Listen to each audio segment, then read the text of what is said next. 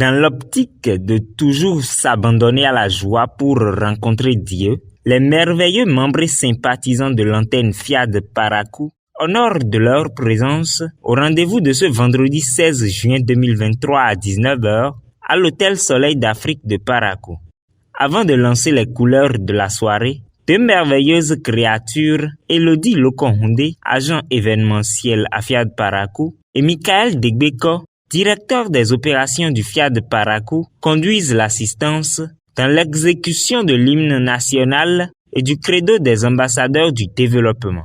Enfants du Bénin debout, la liberté de Christ au nom. Je m'engage à être toujours chaleureux, et à sourire à toutes les créatures vivantes, que je croise. Par ces quelques mots forts, le président régional de l'antenne FIAD Parakou, Séverin Assé Akako, décrète la bienvenue à tous.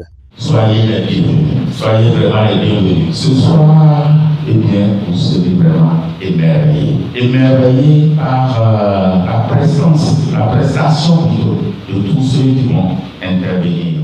Les leaders de l'association FIAD Monde se sont assignés comme mission le rappel du triptyque Vision, Mission, Valeur de l'association FIAD Monde aux membres et sympathisants. Pour ce soir, cette tâche est assignée au secrétaire général du FIAD Parakou, bienvenue à Wadé. Donc en ce qui concerne la FIAD, la vision c'est d'édifier un monde pacifique en forgeant chez ses membres des traits de caractère solide et positif. Nous rêvons de bâtir la paix intérieure des êtres humains, la paix entre les êtres humains et la paix dans le monde. La mission de la FIAD, c'est de forger le caractère des êtres humains par la formation continue. Et notre valeur à la FIAD, c'est la foi en Dieu et en l'être humain, la fraternité universelle, l'égalité entre les êtres humains, l'obligation pour l'autorité de s'appuyer sur la loi et non sur l'arbitraire et la noblesse de servir l'humanité. L'humilité, une valeur des grands hommes, est aussi une valeur que prône l'association FIAD. Elle fait l'objet de la première exhortation conduite par le directeur de la communication du FIAD Parakou, Morel Mpo. Moi, je définis l'humilité comme étant cet état dans lequel on peut accepter toutes les situations qui se présentent à nous. Quand on a tout essayé, soyons humbles, restons toujours dans les valeurs, la mission de notre organisation et je pense que cela nous fera beaucoup de bien, cela nous rendra beaucoup plus heureux. Pour le seconder, le forestier Francis Zamba nous invite à renouer avec l'école de nos ancêtres pour éviter le changement climatique. Après la création de l'univers et ses composantes, c'est-à-dire les végétaux, les animaux aquatiques terrestres, Dieu a responsabilisé nos ancêtres afin de maintenir l'équilibre et d'en faire une gestion rationnelle et durable pour notre bien-être. Ainsi donc, nos ancêtres avaient acquis de Dieu des aptitudes et des compétences pour gérer les changements climatiques. Pour faire des prélèvements en forêt, il faut être un initié. Nos ancêtres installaient des divinités à l'entrée comme à l'intérieur de nos forêts. Vous allez voir souvent des tissus blancs entourer certaines espèces faisant l'interdiction formelle de son utilisation. Nos ancêtres voyaient déjà le danger venir. C'est pourquoi ils ont pris ces précautions. C'était bien avant les colons, avant la colonisation. Mais après la colonisation et l'instauration de l'école de Jules Ferry, les pratiques ancestrales ont laissé place à celles dites modernes qui font aujourd'hui que nous détruisons l'harmonie et l'équilibre de Dieu.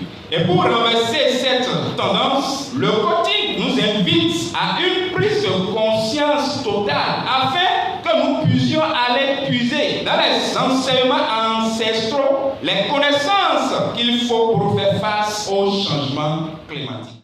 Vient à présent le moment fort de la soirée. S'abandonner à la joie pour rencontrer Dieu. C'est le message fort que nous décortique le docteur agronome Jonas Dasundo dans une atmosphère très joviale. La joie est un état d'être du plus profond de nous, jusqu'à l'intérieur de nous. La joie, c'est une manifestation aussi de la gratitude. Pour manifester la joie, nous devons intégrer le fait que la vie, en réalité, ne nous doit rien. Et que ceux qui sont en face de nous ne nous doivent rien. C'est lorsqu'on pense que nous dépendons des autres qu'il est difficile d'avoir la joie parce que les autres ont une certaine influence sur nous. Donc, il nous serait difficile de manifester la joie si nous allons toujours minimiser ce que les autres font pour nous. Donc, la joie, c'est un état de parfait bien-être qui vient de mon être intérieur. C'est quoi s'abandonner à Dieu?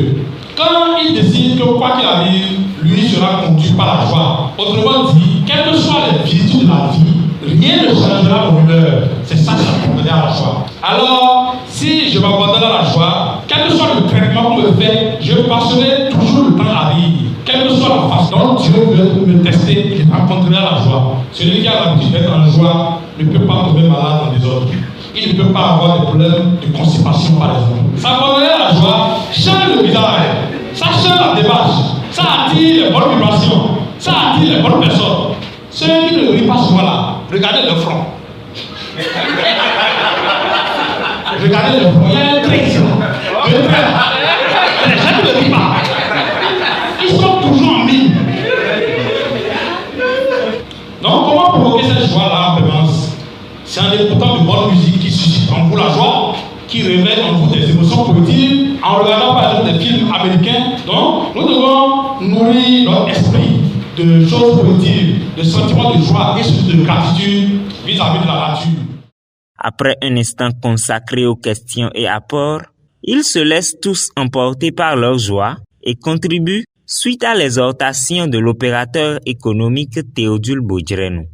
Je lisais l'autre jour le livre de Tobie. Tobie, grâce à sa générosité, malgré qu'il ait été aveugle pour 4 ans, n'a jamais cessé de mettre Dieu à l'épreuve. C'est-à-dire, n'a jamais cessé d'avoir des dons, parce qu'il a été généreux. Et 4 ans après, ses yeux sont ouverts.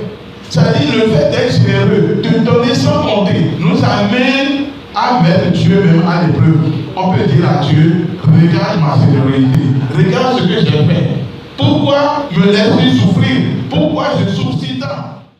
Pour élever les vibrations de l'assistance, la juriste Shegun Gomina et l'enseignant Simplice Lokondé conduisent respectivement la lecture des 33 paroles transformatrices et la lecture du nouveau bouclier de santé, de protection et de victoire.